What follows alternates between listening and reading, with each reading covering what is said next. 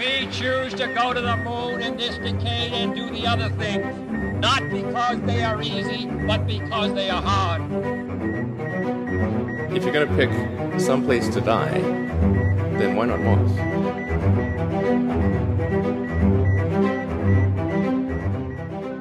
Hola a todos, bienvenidos al episodio 5 de Parsec. Estamos grabando un día después del lanzamiento de la década, diría yo, ¿no? Bueno, la década acaba de empezar realmente, pero...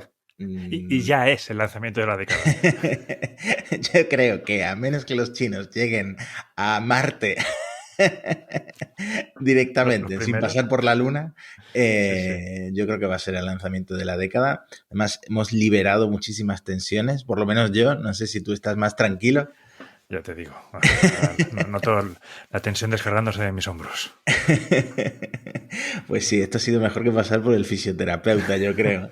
Además ha sido un lanzamiento impecable, ha salido todo perfecto por ahora, porque todavía falta para que hasta llegue... el rabo todo es toro. Exactamente, todavía falta para que llegue a su órbita final. Pero quería empezar con una anécdota, que es un tuit de un periodista aeroespacial que quizá mucha gente conozca, que se llama Eric Berger, escribe en Ars Technica, además ha hecho alguna biografía, entre comillas, de SpaceX y tal, y en 2020, creo que fue a mediados de 2020, cuando el James Webb acababa de retrasarse por enésima vez, que se suponía que iba a lanzar en marzo de este año y ahí ya la NASA iba diciendo que no, que eso era imposible. Entonces Eric Berger puso en Twitter una encuesta. ¿Qué creéis que pasará primero? 1. El lanzamiento orbital de la Starship. 2. El primer vuelo tripulado de la Starliner de Boeing. 3. El primer vuelo de prueba del SLS. Vaya titanes, o sea, vaya... Ya te digo, los ha elegido, vamos... Vaya mala idea. de misiones retrasadas. Y 4, el lanzamiento del James Webb, del telescopio espacial James Webb. Mira, es muy gracioso volver atrás y ver los resultados porque votaron 4.600 usuarios, imagino que muy especializados en temas de aeroespaciales porque son los seguidores de Eric Berger. Solo el 4% votó por el James Webb. O sea, ganó por goleada la Starship, el vuelo orbital de la Starship, que lleva a Elon Musk prometiéndonos bastante tiempo y que todavía no ha llegado. Ya sabemos cómo son los calendarios de Elon, ¿no? Claro, es que ninguna de las otras misiones pinta bien ahora mismo. Fíjate, la Starship se esperaba para el verano 2021 y ahora mismo está programada para enero, pero no con mucha confianza porque las cosas en Starbase se están moviendo muy lentamente. Ha empezado a construir incluso la torre de lanzamiento en Cabo Cañaveral, en la plataforma 39A, antes de que las cosas en Starbase pues empiecen a moverse en favor de ese lanzamiento orbital. Por otro lado, la Starliner de Boeing, la mencionamos en el episodio anterior, ni está ni se la espera porque han tenido que cambiar el módulo de servicio entero por el tema de las válvulas defectuosas. O sea, un absoluto desastre. Un absoluto desastre cuando la Crew Dragon sigue volando pues perfectamente, ¿no? El SLS, ¿qué decir del sistema de lanzamiento? También de Boeing. Claro, también como contratista de la NASA en este caso. Y la misión Artemis 1, que sería el lanzamiento a la Luna sin tripulación, no se espera hasta la primavera del 2022 porque han tenido otro problema, creo que con los motores, van a tener que reemplazar el controlador de motor. En fin, estaba previsto para febrero y ahora dice la NASA, no ha puesto una fecha fija, dice para la primavera, abril, mayo, por ahí. Veremos. La cuestión es que se acabaron las bromas, ¿no? Sí, al final con el 4% de los votos, como decías, fue el humilde James Webb, el que nadie confiaba en él, fue el que se ha lanzado primero y ya está ahí en vuelo en dirección a la órbita de Halo alrededor del punto L2. Pero bueno, antes de meternos con el plato fuerte, que va a ser el James Webb, vamos a hablar un momento de, como lo llamó Thomas Zurbuchen, o no sé cómo se dice su apellido, lo siento, del administrador asociado de la NASA. Hablemos del aperitivo, el telescopio XP.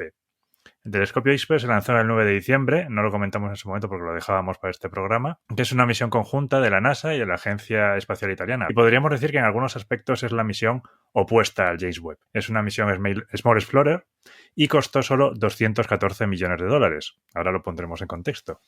Tiene el tamaño de un refrigerador y pesa 325 kilos. Ajá. Como entrante para el James Webb, pequeñito, bien, sienta Claro, bien. James Webb se lo come con patatas. Se lanzó por un Falcon 9, convirtiéndose en la carga más pequeña lanzada por un Falcon 9, que seguro que ya lo habéis comentado. Si veías los Iba dibujos de la prácticamente cofia, vacía la cofia. le sobraba cofia por todos lados. Eso era espectacular. Pero tiene un motivo también de lanzar con el Falcon 9, aunque podrías pensar que sobraba cohete. No sobraba cohete porque tenía que hacer una maniobra de cambio de inclinación, dado que iba a ir a una órbita ecuatorial, y las maniobras de cambio de inclinación consumen muchísimo combustible. Entonces, al final, de hecho, el Falcon 9 la primera etapa del Falcon 9 no pudo volver a la base, tuvo que aterrizar, de hecho, en una de las barcazas que utilizan cuando gastan bastante combustible. Y se lo llevó el Falcon 9 cuando en realidad esta misión estaba diseñada para ser lanzada con un cohete Pegasus, que es uno de estos cohetes que se lanzan desde un avión. Entonces la cofia del Pegasus es relativamente pequeña y se había diseñado el telescopio para ser lanzado en ese cohete. Pero, pues SpaceX puso un precio más bajo incluso que el Pegasus y entonces pues se lo llevaron.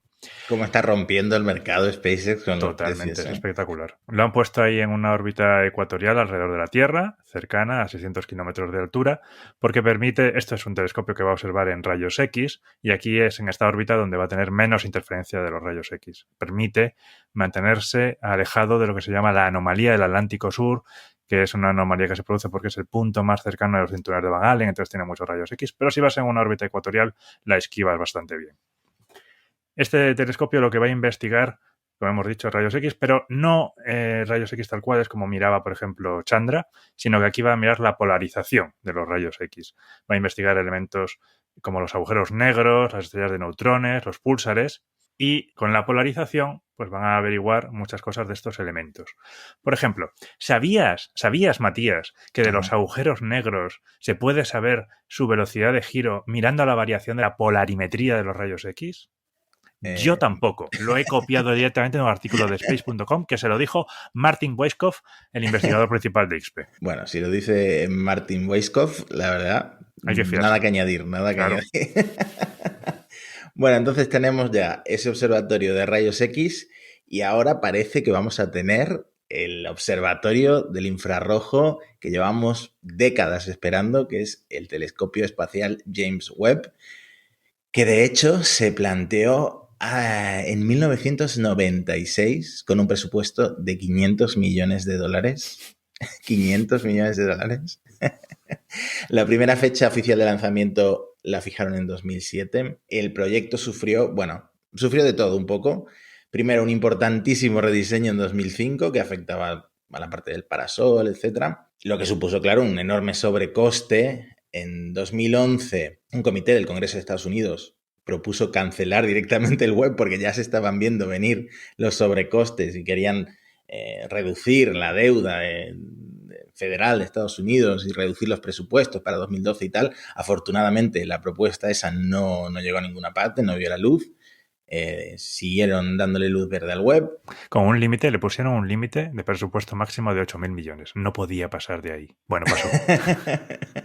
Bueno, también no es solo un proyecto de la NASA, también la Agencia Espacial Europea ha aportado creo que un 15% y luego la agencia canadiense, pues aparte de instrumentos, ha aportado también parte del presupuesto, ¿no? Entonces, en 2016 hubo una tormenta de nieve donde estaban haciendo pruebas frías para el telescopio. Toda la gente, los operadores o todos los empleados que estaban trabajando en el Webb, pues fue como una carrera contrarreloj para buscar generadores, para poder funcionar estas pruebas frías, para que se quedaban sin electricidad. Le ha pasado de todo. Es muy irónico que una prueba fría falle por una tormenta de nieve, ¿no? También es verdad. Al lanzador del Webb también le ha pasado de todo. O sea, Arianespace, que pone el Ariane 5, tuvo que diseñar la cofia, ponerle 28 puertas de ventilación para permitir como una despresurización gradual para evitar vibraciones demasiado fuertes que pudieran afectar al telescopio, que es bastante delicado, como veremos ahora. De hecho, creo que probaron esta cofia hace relativamente poco, este mismo año. Obviamente, la pandemia de COVID también trajo muchas complicaciones. Trasladar el James Webb al puerto espacial de la Guayana Francesa supuso que la NASA ocultara la fecha y en qué barco iba para evitar piratas, piratas reales. No fuera a ser que Jack Sparrow robara el telescopio, ¿sabes? Luego tienes que comprar el telescopio otra vez en el mercado negro, imagínate. Ya te has gastado 10.000 millones de dólares y ahora tienes que ir al mercado negro a comprarlo para saber cuánto te lo venden, ¿no? Hubo estos problemas que comentamos en Parsec, en el procesamiento del cohete, una abrazadera que se soltó y que provocó vibraciones, tuvieron que revisarlo todo de nuevo, un cable defectuoso que retrasó un par de días, luego el mal tiempo que retrasó un día el lanzamiento, pero por fin el día de Navidad lanzaron el telescopio espacial James Webb y ha sido el lanzamiento por lo menos, y una maniobra que ahora hablaremos, un éxito rotundo, ¿no? Absolutamente. El Ariane 5 se ha portado como un campeón. Exactamente. El presupuesto al final ha quedado en lo que ha quedado, unos 9.700 millones de dólares. Creo que vale la pena, ya que es un episodio especial sobre el James Webb, hacer un pequeño repaso para el que no sepa exactamente cómo funciona, lo que hace. Se dice mucho que es el sucesor del Hubble, en cierto modo lo es, pero también es diferente, porque el Webb es, sí, el telescopio espacial más grande, más potente que se ha lanzado, con el parasol desplegado, tiene el tamaño de una cancha de tenis, así que imagínate lo grande que es. Se llama James Webb en homenaje a James Edwin Webb, que fue el segundo administrador de la NASA y que fue una persona clave en el programa Apolo. Sucesor del Hubble, sí y no. Por un lado, es bastante más ligero que el Hubble, 6 toneladas frente a 11 toneladas. Tiene un espejo mucho más grande, de 6 metros y medio, frente a 2 metros y medio. El espejo, ahora hablaremos un poco más en detalle, está formado por 18 fragmentos hexagonales, la imagen característica del Webb, ¿no?, que todos hemos visto estos días. Pues panal de abeja. Exactamente. Es chulísimo. Son de berilio, están cubiertos de muy poquito de nanómetros de oro, 3 gramos de oro por espejo. Y bueno, esto consigue que el Webb sea 100 veces más sensible que el Hubble, pero en el infrarrojo. El Hubble observa partes del ultravioleta, observa la luz visible y observa partes del infrarrojo, pero no al nivel que el Webb. El Hubble puede observar galaxias jóvenes de hace 12.500 millones de años, mientras que el Webb va a poder observar el infrarrojo cercano, el infrarrojo medio, lo que básicamente le permite observar lo que pasó justo después del Big Bang, ¿no? Las primeras galaxias de hace 13.500 millones de años, las primeras estrellas, y nos va a permitir, pues nos va a abrir una puerta muy grande a la comunidad científica para saber más del universo, ¿no? Y por último, el Hubble está a 570 kilómetros de altitud, la órbita baja terrestre, lo han reparado, le han hecho varios servicios, mientras que el Webb va a estar a 1,5 millones de kilómetros, que ahora te dejaré hablar de este tema, demasiado lejos para poder repararse, ¿no? De hecho, el Hubble se diseñó para ser reparado en órbita, cosa que, bueno, reparado en órbita, cambiados algunos módulos, adaptado, mejorado, cosa que de hecho se tuvo que hacer, tuvo que ser reparado en órbita prácticamente al principio, ya cuando desarrolló miopía, ¿no? Como yo. Sí, que fue como un hazme reír también para la NASA, que la óptica no estuviera bien, no tuviera algún problema. Exactamente. Y el James Webb, estando tan lejos, obviamente no va a poder ser reparado, que también es uno de los problemas aquí. Todo tiene que salir bien a la primera, pero se está planteando tener una misión para poder recargarlo de combustible en el futuro, si hace falta, para intentar alargar su vida útil. Sí, de hecho esto, un administrador adjunto de la NASA, que es el que dirige la parte científica de la NASA, ya ha dicho que él quiere hacer presión para que esto suceda, porque ya existen la tecnología para, sobre todo en la órbita geoestacionaria, en vistas a repostar en la órbita geoestacionaria, a reabastecer de combustible a esos satélites, pues se desarrolla una tecnología similar para el James Webb, que bueno, está mucho más lejos, supongo que es más complicado, pero también se podría hacer, ¿no? Si el sistema lo permite, en principio supongo que no habría ningún problema. El día del lanzamiento, Navidad, finalmente. Iba a ser Nochebuena, bueno, se retrasó por el mal tiempo, pero parece que al día siguiente, el 25 de diciembre, el tiempo pues le dio un respiro a los de Ariane Space en la Guayana Francesa, en Kourou, o Kourou, no sé cómo es. Kourou. En Kourou, exactamente. Y a las 12:20, en punto, no hubo ningún retraso, la ventana era de unos 30 minutos, una cosa así. pero no hubo ningún retraso. A las 12:20 lanzaron desde, pues eso, desde el puerto espacial de Kourou. La misión, la 256, Ariane Space, pues tiene esa nomenclatura, VA256, pues porque sería el vuelo 256 de Ariane, de los cohetes Ariane. Además me parece un número redondo, ¿no? Una potencia de 2.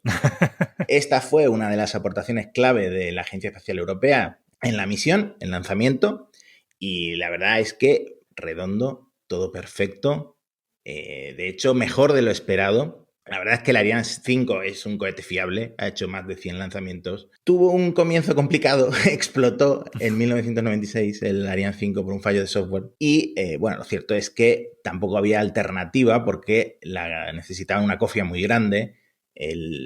SpaceX no existía, la Starship todavía no existe, el New Glenn de Blue Origin todavía no existe, el SLS no ha volado.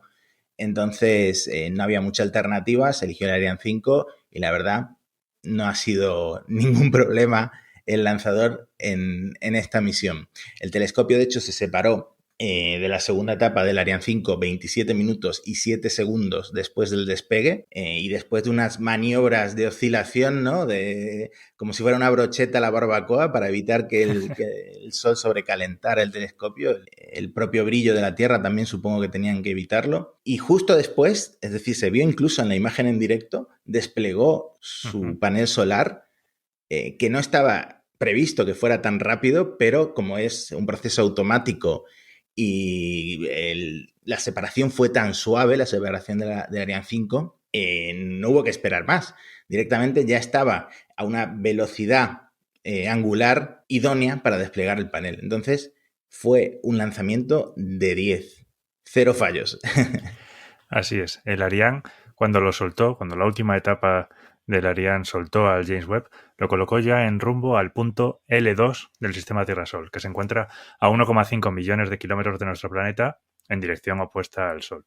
Ahí sus motores lo insertarán en una órbita de halo. Ya hemos hablado alguna vez, por ejemplo, cuando la misión Lucy, ¿no?, de los puntos de Lagrange. Lucy iba a mirar los puntos L4 y L5, que son puntos estables, y el James Webb, en cambio, va a volar al punto L2. Es uno de estos puntos lineales, como hablábamos en Lucy, salen del problema de los tres cuerpos, son puntos de equilibrio del problema de los tres cuerpos. El L2 en particular es inestable, mientras que los L4 y L5 eran estables de forma natural casi siempre.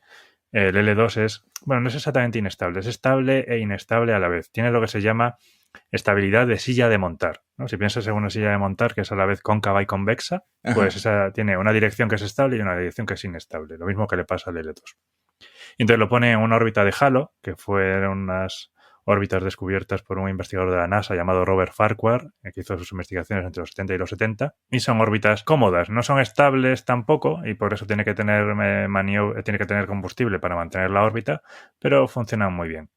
En esa órbita está lejos del brillo de la Tierra y de la Luna, que puede afectar, al mirar en el infrarrojo, algo que esté caliente como la Tierra, pues puede afectar al telescopio. También está siempre con el Sol más o menos en la misma dirección, con lo cual siempre te puedes proteger del Sol, que es por esto que lleva el escudo para protegerse del calor del Sol.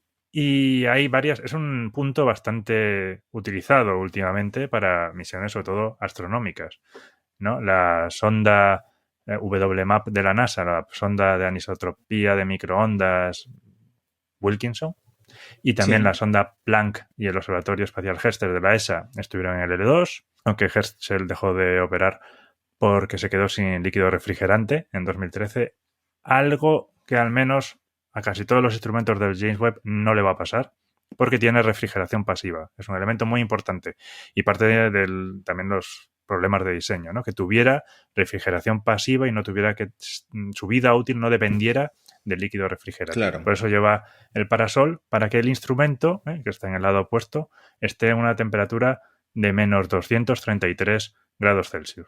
Es decir, 40 grados por encima del cero absoluto. Muy frío. Es muy frío. Es muy frío.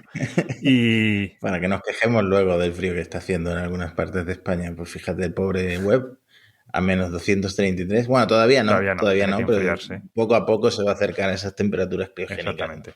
Y el punto L2 es, aparte, ahora mismo está usado, por ejemplo, por la misión Gaia, que está haciendo observación de estrellas, y en el futuro se van a lanzar también varios telescopios. La ESA lanzará Euclid, que Euclid, si no me equivoco, era para estudiar la energía y la materia oscura. Plato, que es para exoplanetas, y el WFIRST, que ahora se llama Nancy Grace Roman, que es de la NASA, que es uno de los telescopios que le dejó la la Organización de Reconocimiento Nacional, y que, bueno, le dejaron, creo que eran 2 telescopios, que básicamente son como el Hubble, que les sobraban. Tú imagínate el presupuesto que tiene esa gente, ¿sabes?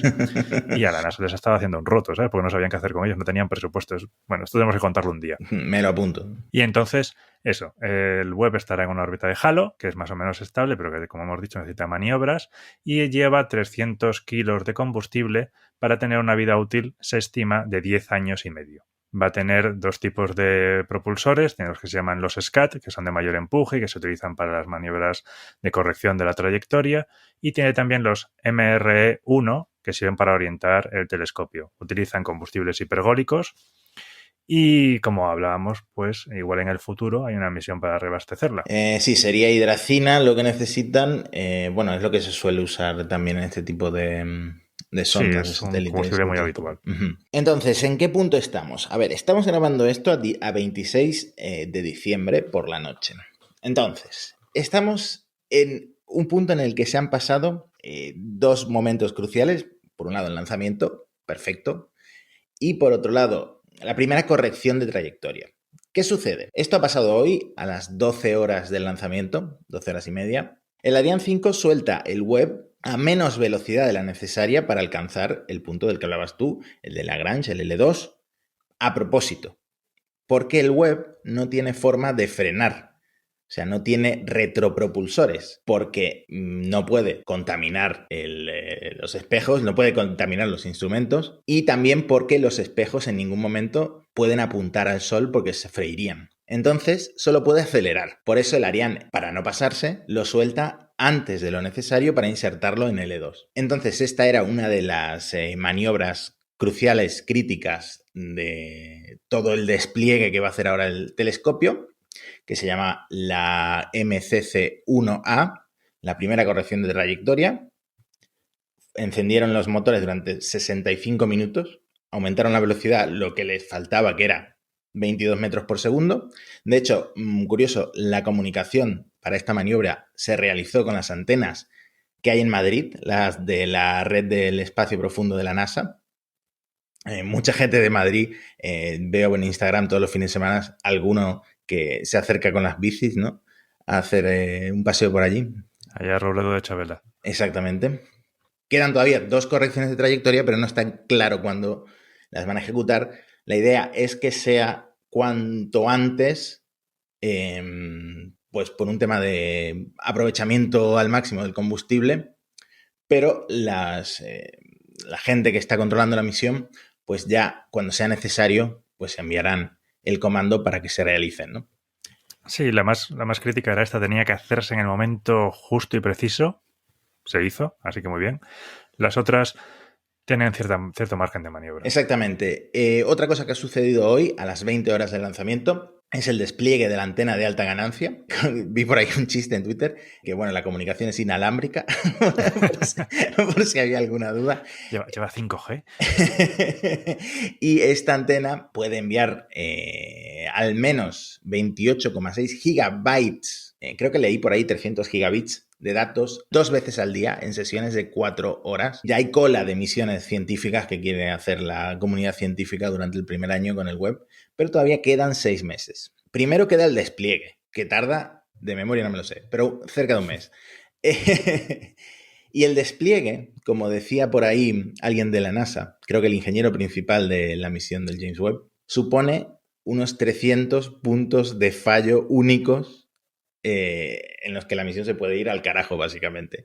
El 80% de estos 344 puntos de fallo son en el despliegue, por un lado, del parasol y por otro, del telescopio en sí, o sea, del espejo. El despliegue del parasol empieza muy pronto, en el día 3. Empiezan desplegando la estructura de protección del parasol y luego ya despliegan el parasol en sí, que está hecho de 5 capas de Kapton que tienen un grosor menos del grosor de un pelo, o sea, es una cosa espectacular, muy fina, y que además fue el sistema más difícil de probar porque no podían simular que estuviera volando el telescopio. Y bueno, están cruzando los dedos en Northrop Grumman y en toda la gente que ha trabajado en el telescopio para que todo esto salga bien, porque como digo, es un proceso muy complejo.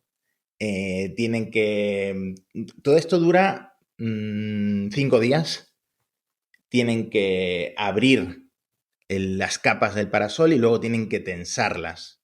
Se desenrollan, hay una serie de varas que comienzan a extenderse para que el parasol tome esa forma hexagonal que tiene con la superficie de una cancha de tenis. Se tensan esas capas, se estira, bueno, es muy complejo, ¿vale? Muchos mecanismos, no es habitual que se usen tantos mecanismos, pero bueno, es necesario porque el tema del parasol y de este sistema pasivo de liberar calor, ¿no? Uh-huh. Es vital para que el telescopio pueda observar en el infrarrojo. El telescopio necesita una temperatura inferior a los 50 Kelvin. Tú decías antes que el objetivo es operar a 40 Kelvin, ¿no? Eso es. Porque, claro, el telescopio está de espaldas al Sol, a la Tierra y a la Luna, que son los cuerpos más brillantes que tiene cerca, ¿no? A sus espaldas. Y el telescopio tiene el parasol para que del lado del Sol esté a unos 85 grados Celsius y del otro lado, como decías tú, esté a menos 233 grados Celsius para poder observar el infrarrojo. Un proceso muy complejo que termina al día 13. Se completan todos los despliegues y después empieza una maniobra nueva de corrección para insertarse en la órbita que decías tú, la órbita Halo, alrededor del Sol, ¿no? Sí, la órbita de Halo siempre es una cosa curiosa, porque es una órbita que cuando la ves en el sistema rotatorio está orbitando alrededor del L2, que es un punto en el que realmente no hay nada, ¿no? Ahí lo que pasa es que se generan unos equilibrios entre las fuerzas gravitatorias de los dos cuerpos principales y también de las fuerzas centrípetas, y por eso son puntos de equilibrio. Y entonces, básicamente, todo esto de la mecánica de los tres cuerpos a veces es un poco antiintuitivo, ¿no? Como estás un poco más alejado de la Tierra, según la segunda ley de Kepler, tu periodo tendría que ser un poco mayor que un año, pero no.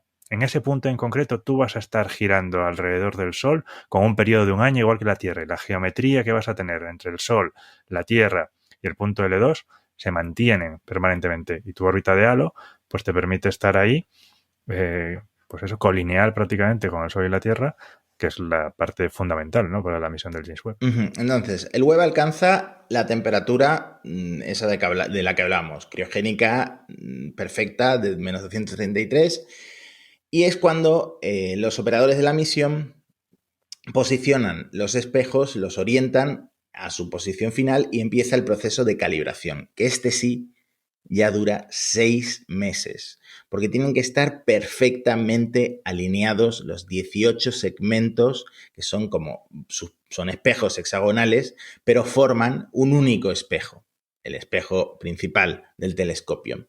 Entonces, los controladores encienden la cámara de infrarrojo cercano, la NIRCam, que es la cámara que puso la NASA, y la utilizan para calibrar los espejos. Tienen 126 actuadores muy precisos en la parte trasera de estos espejos para posicionarse, doblarse, flexionarse y quedar en una posición específica perfecta, que bueno, es lo que le faltó, por cierto, al Hubble para poder solucionar ese problema del que hablamos. Entonces, una vez que los 18 segmentos están en la posición precisa, la NASA hace sus comprobaciones y se puede empezar a usar el Webb para hacer la ciencia. ¿Puedes resumirme qué ciencia vamos a hacer con el James Webb? Pues como bien decías, vamos a observar el infrarrojo principalmente. Hay 4 instrumentos en el Webb. Está el NIRCam, que comentabas antes, la cámara para el infrarrojo cercano, que es de la NASA. La idea es con esto observar los objetos más lejanos que se hayan podido observar nunca y la luz de las primeras estrellas y de las primeras galaxias. Luego lo haremos un poco más en detalle de esto. Como decías, sirve para la alineación de los espejos del espejo primario, ¿no?, que tiene... El James Webb tiene varios, pero de los principales está el primario, el secundario, que es el que está en unos mástiles que se ven que salen también del panal, y luego un terciario. Además tiene la cámara NIRIS, que es de la Agencia Espacial Canadiense, que es también para el infrarrojo cercano, pero que al mismo tiempo tiene un espectrógrafo que sirve para medir, pues eso, los espectrogramas, para poder analizar qué moléculas se encuentran, pues por ejemplo, en atmósferas de exoplanetas, ¿no? Con esto se podrían intentar detectar los marcadores de la vida. Es muy interesante. Se puede medir también la temperatura, la masa y la composición de otros objetos celestes. Y además se utiliza como sensor para los sistemas de guiado de alta precisión. Tienen el sensor metido dentro del GNC, que es como se llama, Guía de Navegación y Control. Otro instrumento es el NIRSPEC, que es un espectrógrafo para el infrarrojo cercano, que esta es parte de la contribución de la ESA. Es un prisma, pues también para mapeo espectroscópico. Pues sirve para misiones parecidas a la que mediría el NIRIS. Pero puede pillar espectros, bueno, capturar, vamos a ser un poco más formales. Puede capturar espectros de 200 objetos simultáneamente. Y el último instrumento se llama MIRI, que es un instrumento para el infrarrojo medio de la NASA y de la ESA, aquí en conjunto, y observa los objetos fríos y distantes. Este es un instrumento que sí que necesita estar más frío. Este tiene que estar a menos 266 grados centígrados. Y entonces este sí que lleva un sistema de refrigeración criogénica a base de helio líquido. Por eso decías antes que la mayoría de los instrumentos tienen refrigeración pasiva, pero este pues utiliza el helio para refrigerarse, ¿no? Así es. Así que lleva un pequeño depósito de helio para poder funcionar. Esperemos que le dure. ¿Y qué vamos a ver? ¿Qué vamos a ver en el infrarrojo? El Webb va a intentar mirar muy lejos. Y mirar muy lejos es mirar atrás en el tiempo. Aquí lo que tenemos es la velocidad de la luz. La velocidad de la luz la vemos muy rápida, pero a escala universal es bastante lenta. De hecho, pues mira, la luz del Sol tarda 8 minutos y medio en llegar a la Tierra. Nunca vemos a nada en el espacio, lo estamos viendo en el momento en lo que está pasando. Siempre estamos viendo al pasado. Entonces, cuanto más lejos veamos, más en el pasado estamos viendo. Y esto también se junta con el hecho de la expansión del universo. Al estarse expandiendo y estarse alejando los distintos cuerpos unos de los otros, tenemos un efecto Doppler en la luz. Entonces, la luz que era la luz visible de las galaxias a medida que se van alejando y además están más atrás en el tiempo, pues se va haciendo un corrimiento al rojo. Y en este caso ya no solamente es un corrimiento al rojo, sino que se pasa y es un corrimiento al infrarrojo. Y por eso necesitamos observar en el infrarrojo para poder ver las galaxias más lejanas en el tiempo y en el espacio. El infrarrojo también nos permite ver estrellas en formación a través de las nubes de polvo. En el visible no la podrías ver porque la nube te lo tapa, pero en el infrarrojo lo puedes ver. El objetivo es ver, como decíamos, el universo temprano. El Hubble conseguía ver galaxias que creo que alguien las definía como niños pequeños que ya están gateando, y el James Webb podrá ver galaxias bebés prácticamente recién nacidas. Lo que decíamos al principio, nos abre la puerta a un conocimiento que ahora mismo no tenemos. No hay ningún otro observatorio que pueda hacer lo que va a hacer el James Webb si cruzamos los dedos. Este despliegue sale a la perfección y también se inserta en la órbita a la que tiene que llegar, ¿no? Entonces, obviamente las observaciones que va a hacer el primer año están ya repartidas. De hecho, no las elige la NASA. Las propuestas las elige el Instituto de Ciencias del Telescopio Espacial. Han aceptado 266 propuestas de 41 países distintos para el primer año. Tienen como 10.000 horas de tiempo de observación asignados a diferentes grupos, con prioridad a los científicos que participaron a diseñar, desarrollar, construir el James Webb y sus instrumentos. Y creo que los exoplanetas, aparte de la observación de este universo temprano, es uno de los elementos clave que queremos o que quiere la comunidad científica observar con el James Webb. Y de hecho, en el primer año, un 30% de las observaciones serán de exoplanetas. Se van a observar entre 60 y 70 exoplanetas para saber pues, de qué está hecha o qué tienen en sus atmósferas, para ver esta espectroscopía de la que hablabas tú, para ver sus moléculas, las moléculas que tienen en la atmósfera. Y uno de estos sistemas de exoplanetas es el de TRAPPIST-1, que hace relativamente poco, un par de años, recibió mucha atención, ¿no? Porque tiene 3 planetas del tamaño de la Tierra, 2 de ellos están acoplados con su estrella, que es una enana roja, entonces difícilmente ahí va a haber vida, pero el planeta más externo de estos 3 parece estar en la zona habitable o ahí, ¿no? Entonces, pues es un sistema interesante para observar. James Webb también puede observar nuestro propio sistema solar, menos el Sol, Mercurio, Venus, la Tierra y la Luna, porque los tiene a sus espaldas, ¿no? Y no puede darse la vuelta porque decíamos de que se quemaría. Se fríen los sensores. Y yo creo que cuando terminen estos 6 meses de calibraciones, precedidos por los 20 y pico días de despliegue, empezaremos a ver muchísimas investigaciones basadas en observaciones de James Webb.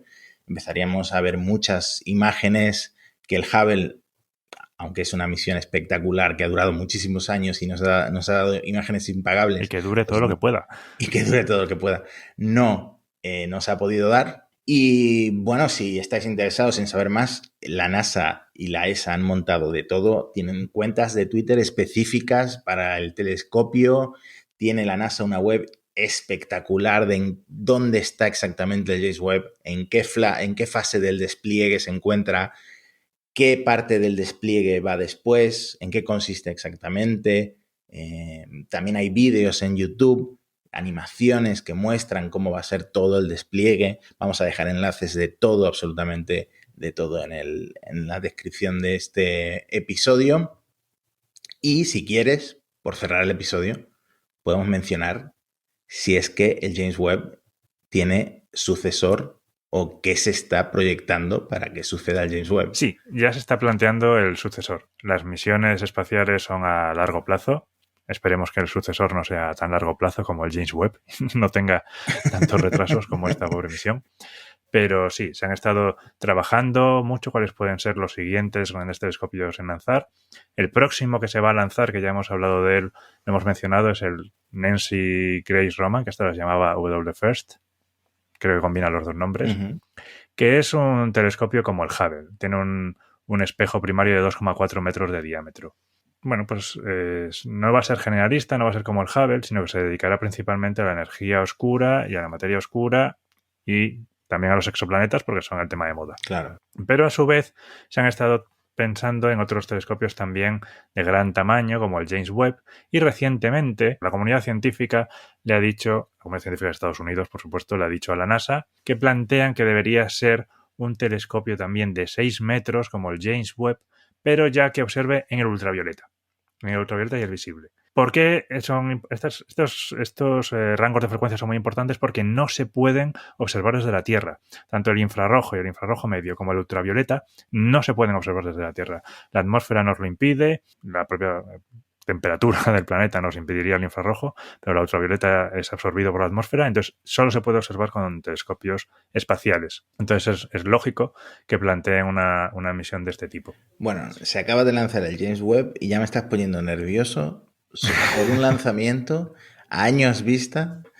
Además, por lo poco que sé del lugar, lo que se sabe, ¿no? Creo que no hay un diseño final, es que va a ser muy, muy complejo, ¿no? Y, sin duda. Y complejo en este tipo de sectores implica carísimo y retrasadísimo.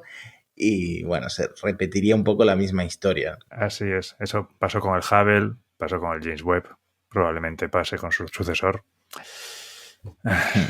Esto es lo que hay. Bueno, espero que estéis todos los oyentes de Parsec tan entusiasmados como nosotros por las perspectivas que tenemos de nuevas observaciones del universo gracias al telescopio espacial James Webb.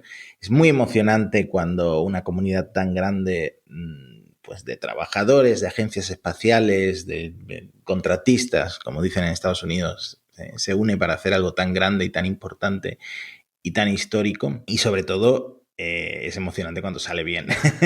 Y por ahora va todo bien. Cruzamos los dedos en que todo siga saliendo igual de bien. Exacto. Así que seguiremos cubriendo pues, el despliegue del James Webb y en el futuro sus observaciones, ¿no? Por lo menos las que entendamos. Y si no, copiaremos lo que nos ponga en un artículo y ya está. Exactamente. Muchas gracias por estar ahí. Un episodio más. Podéis seguirnos en Twitter, @ParsecPodcast. Estamos en todas las plataformas ¿Estaremos en YouTube algún día? Pues puede ser que perdamos la vergüenza, el miedo escénico y algún día estemos también en YouTube. Y volvemos la semana que viene con un episodio más. Felices fiestas, feliz año a todo el mundo. Pasadlo bien, no os atragantéis con las uvas. Un abrazo. Un abrazo. Adiós. We choose to go to the moon in this decade and do the other things, not because they are easy, but because they are hard. If you're going to pick some place to die, then why not Mars?